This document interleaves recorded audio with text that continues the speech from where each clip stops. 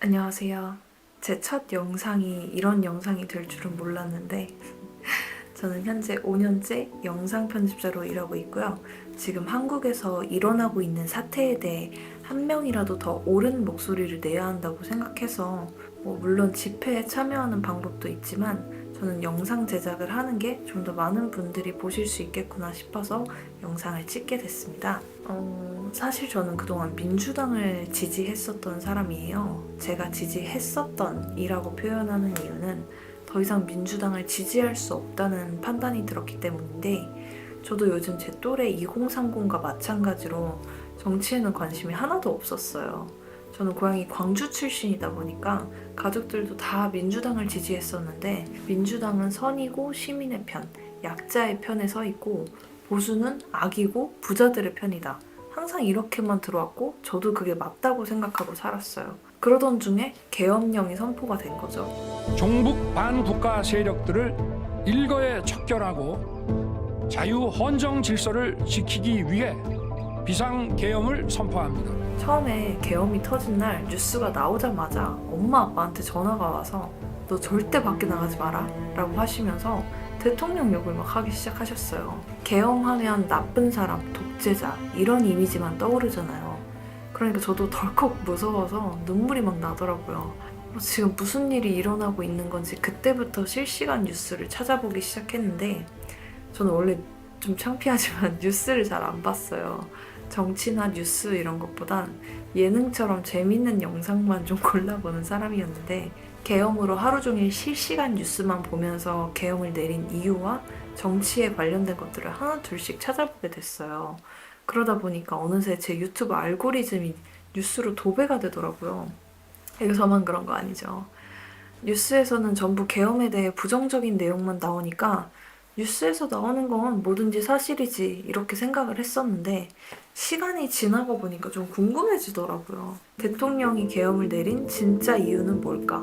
계엄이 실패했을 때의 상황도 분명히 가정을 해봤을 거고 실패한 뒤에 엄청난 후폭풍도 분명히 예상을 했을 텐데 MBC나 JTBC의 뉴스나 댓글들을 보면 대통령 바보고 앞뒤 생각 없이 술 먹고 아니면 서울의 봄 보고 계엄을 내린 거다 이런 뉴스와 여론들이 정말 많은데 윤석열 대통령이 서울대 법대 출신의 사법고시까지 붙고 서울중앙지검장 검찰총장까지 했던 사람이에요. 근데 그런 사람을 우리가 대통령으로 뽑은 건데 서울대 법대에 검찰총장까지 했을 정도로 법을 잘 아는 사람이 뉴스에 나온 대로 술 먹고 한 명분 없는 계엄을 하진 않았을 거고 본인은 이미 대통령인데 탄핵까지 될 수 있는 계엄이라는 위험한 결정을 한다? 여기서부터 저는 윤석열 대통령이 계엄을 선택하게 된 본질적인 이유에 대해 찾아보기 시작했어요. 대체 뭘 얻으려고 이렇게까지 리스크를 감수한 걸까? 우선 대통령이 직접 발표한 1차, 2차 담화문을 처음부터 끝까지 다 봤어요. 예전엔 1분 정도로 편집된 짧은 영상만 봤는데 계엄을 선포한 이유를 처음부터 끝까지 다 보고 나니까 생각이 완전히 바뀌었어요. 이번 계엄을 통해서 지금 우리나라가 국가적인 위기에 처해 있다는 걸 모르는 국민들에게 이를 알리고 바로잡기 위한 최후의 선택이었고 그러면서 계엄을 내리게 된 배경에 대해 파면 팔수록 와 진짜 내가 그동안 아무것도 모르고 살았구나 하고 망치로 뒤통수를 맞은 기분이더라고요. 윤 대통령이 이번 계엄을 하게 된 이유는 거대 야당을 가진 민주당과 국회가 이 나라의 운영과 정상적인 업무 수행이 불가능할 정도로 대통령의 권한을 사실상 무력화시키고 아무런 대처도 할 수 없게 만들어 놨더라고요. 그동안 정부 관료와 검사들에 대한 탄핵이 무려 22번이에요. 22번의 탄핵 시도가 있었고 이렇게 수많은 탄핵들로 대한민국의 사법부와 행정부가 마비되고 내년 예산안에서 무려 4조 1천억 원을 민주당이 단독으로 삭감을 했는데 이게 필요한 삭감이었다면 얘기가 다르겠지만 재해대책 예비비, 아이 돌봄 수당, 청년 일자리 사업과 같이 지금 우리에게 치안 유지와 국가에 꼭 필요한 예산이 삭감돼서 국가가 정상적으로 작동하지 못하게끔 사실상 대한민국을 무정부 사태로 만들고 있다는 거죠.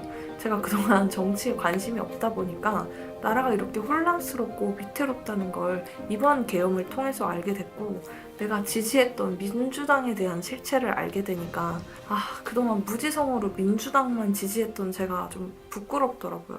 그리고 언론들은 공정하지 못하고 민주당에게만 유리한 쪽으로 편파 보도를 하는데, 예를 들면 지금 계속 탄핵 반대 집회를 정말 많은 사람들이 하고 있는데 언론들은 탄핵 찬성 집회 위주로만 보도를 하고 반대 집회는 보여주지도 않거나 일부러 사람들이 없는 것 같은 화면만 보여주는 것도 그렇고, MBC에서 대통령이 담화에서 국민들과 함께 싸울 것이라고 했는데 함께라는 말은 빼버리고 국민들과 싸울 것이라고 보도를 하지 않나. YTN에서는 탄핵 반대 집회 현장에 가서 여기는 탄핵 찬성 집회입니다 라고 보도를 하고, 이런 걸 보니까 언론에 대한 믿음이 싹 다 사라지더라고요. 그리고 제일 충격적이었던 건 부정선거와 간첩에 대한 부분이었는데, 전 국민이 슬퍼했던 이태원 참사가 단순한 사고가 아니라 북한 간첩들의 지령에 따라 여론을 조작하려는 도구로 사용됐다는 사실 알고 계셨나요?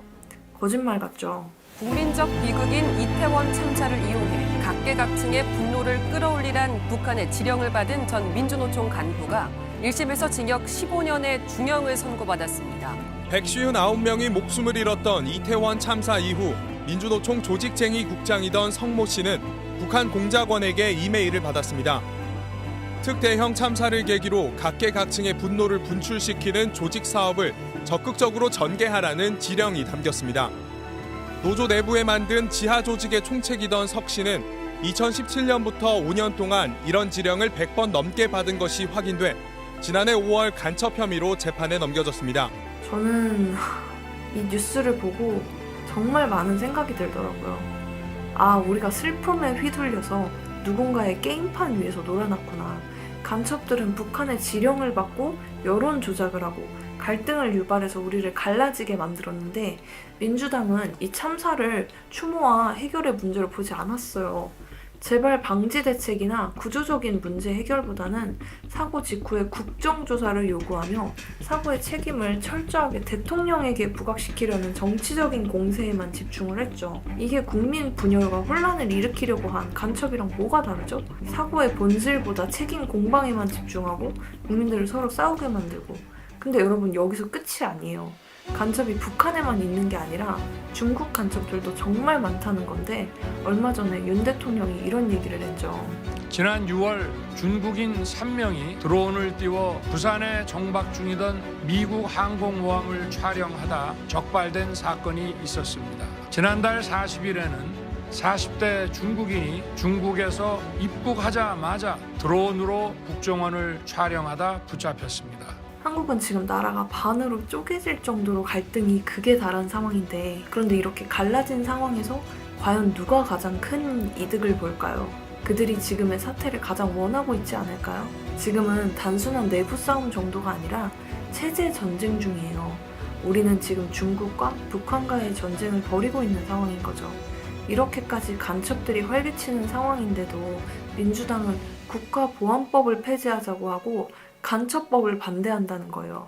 간첩을 잡지 말자고요? 이게 진짜 내란이지 누가 내란이에요? 자, 그리고 정말 중요한 부정선거 의혹이 있죠. 부정선거? 이것도 너무 음모론 같지 않냐고요? 선거관리위원회가 북한의 정찰 충돌을 포함해 총 8건의 해킹 공격을 받고도 국정원의 보안 점검 권고를 거부한 것으로 드러났습니다. 국가정보원이 해커의 관점에서 문제를 확인해보니 선거인 명부를 조작하거나 개표 결과 변경까지 가능한 수준이었는데, 저는 이거 듣고 좀 황당했어요. 보안 취약점을 그대로 방치한다면 우리나라의 투표 시스템이 공격을 받을 수도 있는 상황인데 점검조차 안 한다고? 그리고 알면 알수록 이 선관위라는 조직의 문제점은 진짜 셀 수도 없을 정도로 많더라고요. 대통령도 말했죠. 선관위의 비밀번호는 1, 2, 3, 4, 5다. 그 정도로 허술한 기관이며 무려 1200건의 채용 비리에 정치적 중립도 전혀 지키지 못하고 있는 기관이고, 외부 감시와 견제를 피하기 위해 감사원 감사까지 거부를 했다고 하더라고요. 이걸 단순 음모론으로 치부할 일이 아니라 의심하지 않는 게 더 이상하지 않나요? 자, 그런데 이렇게 썩을 대로 썩을 선관위를 제대로 조사하고 문제점을 도려낼 수 있는 유일한 방법이 바로 계엄이었던 거예요. 선관위는 헌법기관이기 때문에 평시에는 정부나 다른 기관이 강제적으로 개입할 권한이 없고 계엄이 선포되면 군사기관이 선관위에 대한 점검과 조사가 가능하기 때문인데 이번 계엄의 핵심은 바로 국가의 안보와 선거의 공정성을 보호하기 위해 필요한 조치였던 거죠. 선관위의 부정에 관련된 부분은 현재도 계속 조사 중에 있는 상황이고 아마 곧 발표가 날 것 같다고 해요. 부정선거와 관련된 정보들도 조금만 검색해보면 진짜 수많은 증거 자료들과 영상들이 이미 많이 있어요. 그리고 그거 아세요? 윤석열 대통령이 계엄령을 선포했을 때 민주당이 뭐라고 했죠? 내란 숙에 윤석열을 이건 내란죄다 라고 하면서 대통령이 헌법 질서를 위협했다고 강하게 비판하면서 내란을 했다는 이유로 윤 대통령을 국회에서 탄핵을 했잖아요. 그런데 갑자기 민주당이 헌법재판소에서 탄핵 심리가 진행되던 와중에 내란죄라는 이유를 쏙 빼버린 거예요. 왜 그랬을까요? 이번 윤석열 대통령의 계엄령은 민주당에서 봐도 이걸 내란죄로 보기가 어렵고 법적으로도 성립되기 어렵다는 걸 민주당도 잘 알고 있기 때문이죠. 민주당은 처음에 국민들에게 대통령이 내란죄를 저질렀고 내란숙이라는 워딩을 써가면서 계속해서 내란이라는 점을 부각시켰죠. 근데 실제로 법적 판단이 불리할 것 같으니까 이제 와서 슬쩍 빼버리는 거죠. 내란이라고 대통령을 탄핵을 시켜놓고 그걸로 국민들에게 대통령이 헌법 질서를 어겼다라는 이미지를 심어 놓았는데 정작 내란죄를 빼버리면 그 탄핵 사유도 무너지는 거 아니에요? 그뿐만 아니라 탄핵 이후 진행된 수사 과정에서도 문제가 많아요. 원래 대통령을 수사하려면 서울 중앙지방법원에서 영장을 받아야 하잖아요. 그런데 이번에 서울 서부지방법원에서 영장이 나왔대요. 왜 중앙지법이 아니라 서부지법이었을까요? 서부지법엔 민주당과 비슷한 성향의 판사들이 많다는 얘기가 있어서 영장을 쉽게 받으려고 일부러 서부지법으로 넘긴 거 아니야? 라는 말이 나오는 거죠. 그리고 공수처가 대통령을 체포하려고 했다는 것도 논란이 됐어요. 공수처는 원래 고위공직자의 특정 범죄만 수사할 수 있는데 내란죄 같은 대형 사건은 수사 권한이 없거든요. 그러니까 대통령이 이건 위법이고 받아들일 수 없다라고 반발한 거예요. 결국 민주당은 처음에 내란죄다 하고 강하게 밀어붙였다가 불리해지니까 슬그머니 내란죄 빼버리고 이게 우리가 믿고 따라야 할 법치주의가 맞을까요? 이건 단순한 정치 싸움이 아니에요. 법과 공정성의 문제예요. 법을 지켜야 할 사람들이 그 원칙을 무시할 때 피해는 고스란히 우리에게 돌아오겠죠. 더 이상 같은 국민들끼리 분열되어 싸울 때가 아니에요. 지금 우리가 진짜 싸워야 할 대상은 대한민국을 집어삼키려고 하고 있는 중국과 북한, 그리고 그들과 같은 방향으로 움직이는 민주당입니다.